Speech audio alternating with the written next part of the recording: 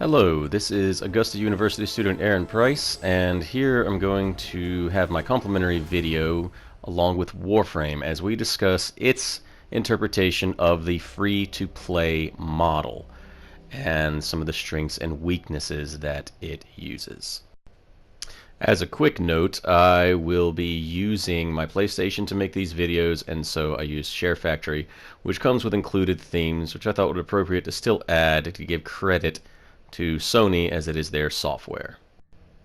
To start, I wanted to bring forward what I mentioned earlier in the homepage of the website, that these videos are not just regurgitating the text, but also adding to with some visual cues for you. And this first opening of Warframe is a great example of behavioral psychology techniques aiding the developer in getting players to keep coming back. Daily rewards, then especially in this case, that give a 50% off of your next market purchase.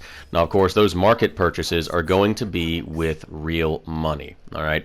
Now, as I'm going through this first thing, it's been a while since I've logged on, so I had to take care of these messages here. And I'm also going to disable the in-game text chat because, unfortunately, the game can have what is called a very toxic environment, and the things that people talk about in the text can be quite inappropriate and not good for an educational video.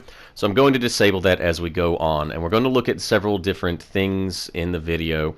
The in-game currency, as well as the premium currency, how it works, talk about how you can earn it, and try to point it out. In fact, if you look now at the top of the screen, you will see two different icons that were there in the video. The larger number was the in-game currency called credits, and the smaller number was platinum. All right. So now I'm going over and I want to show you the faction system. This is another in-game currency system that Warframe uses, and it also is something that they use to keep people coming back because it's all about progression.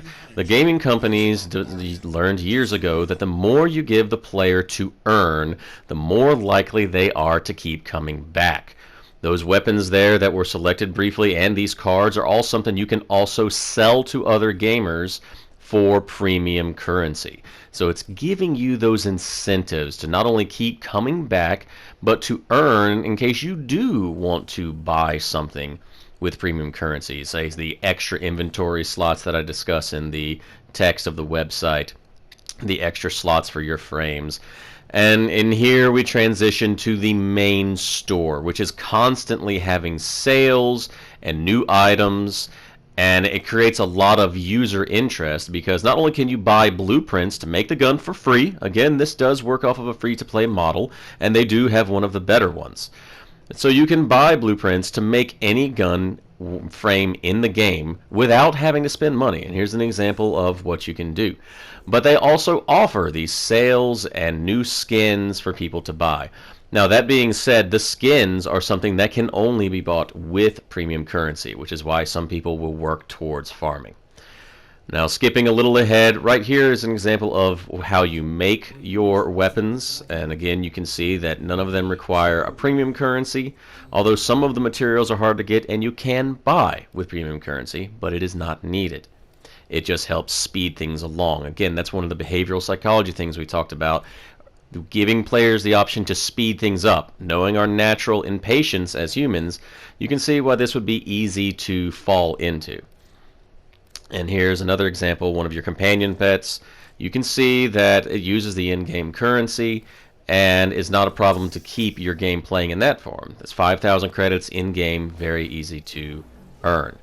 But as you'll see in a minute, the spots, the inventory slots, if you will, or what's called stasis in the game, are not bought with regular currency. It's premium. And because of that, you only have a very small amount of inventory slots for these pets. People love them. They can actually have a breeding system similar to Pokemon and other games, and trying to get the one that looks the best. And so unless you delete them, you have to keep buying these inventory slots. And again, as discussed in the text, it's a small amount, a considerably small amount, that can add up very quickly when you start to look at how much everything starts to have to need premium currency to expand. Now, moving on is another example that does still fit nicely within the Free-to-play model is the currency Indo, which does not show up regularly on the top of the screen. Indo is used to upgrade your cards, which is how you receive power on all of the items and weapons in Warframe. You see there's an example of a statue that they sell for typically 4,000 Indo, which is a lot, quite enough to level up several cards depending on the level. And so that is another way that Warframe allows you to earn one of the in-game currencies that is still very useful. I mean, I want to make it clear that this game does fit fairly well with the free-to-play model. The main concern I have as we're talking about it is the behavioral psychology techniques they use to get people to pay premium currency. The lack of inventory slots when you first start. The skins that people are very invested in because other users are actually making them and they want to. There's a real tie to that materialism. And you'll also see here, we'll go through and show that there is a plethora of choices. There you have loadouts that you can earn you only have so many loadouts that you can set unless you buy more or unlock them through long grinding in the game. You see there that my rank there is 18, and that has been over years that it has developed into that with moderate play. And there are many choices in characters you want to play. Now for me, I earned much of this platinum through selling to other players, and sometimes I did buy, actually. I fell into those schemes that they use because I wanted extra slots. I wanted to keep them. Again, you have to do the same with your companion, with your melee weapon, with your secondary weapon, with your primary weapon. All of them come together in ways to make you feel limited in your choices unless you start spending that money. And in a few moments we'll actually see an example of where my inventory will run out. I deleted a few things before making this video to show you how once you make something and then it reaches a point, it gives you the option to buy more.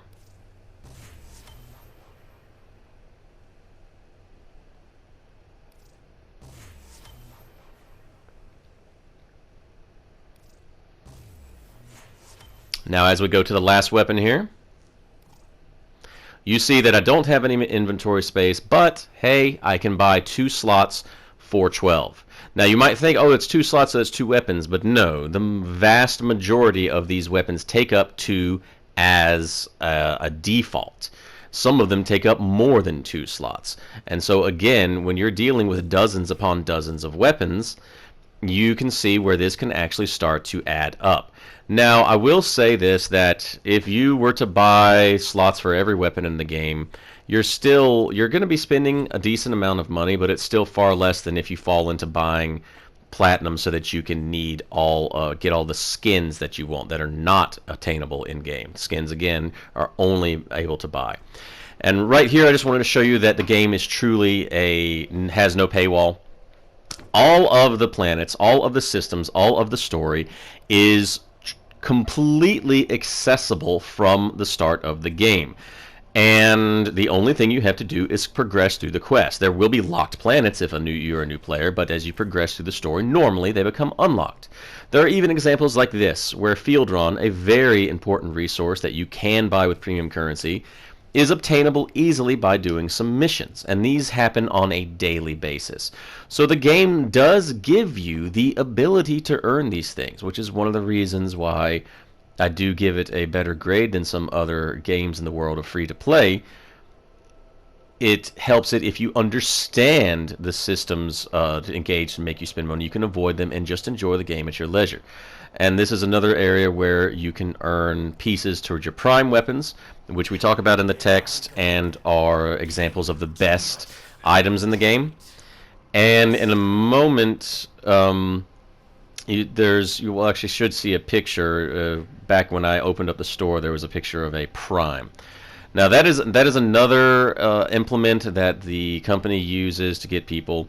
You can, every season, if you will, so every couple months, they usually add a new prime, which is an upgraded version of another Warframe. And these are highly sought after by the gaming community.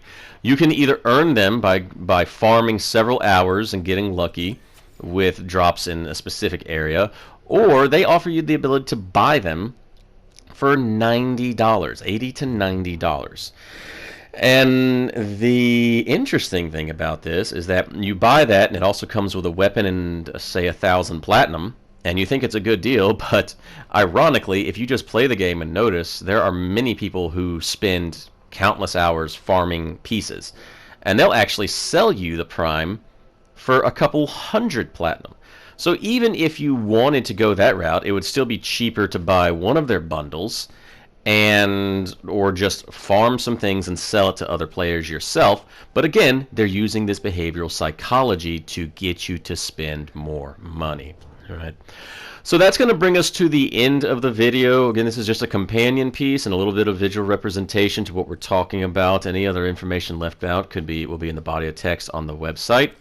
I hope this has been informational for you. Thank you for viewing, and I hope you have a great day.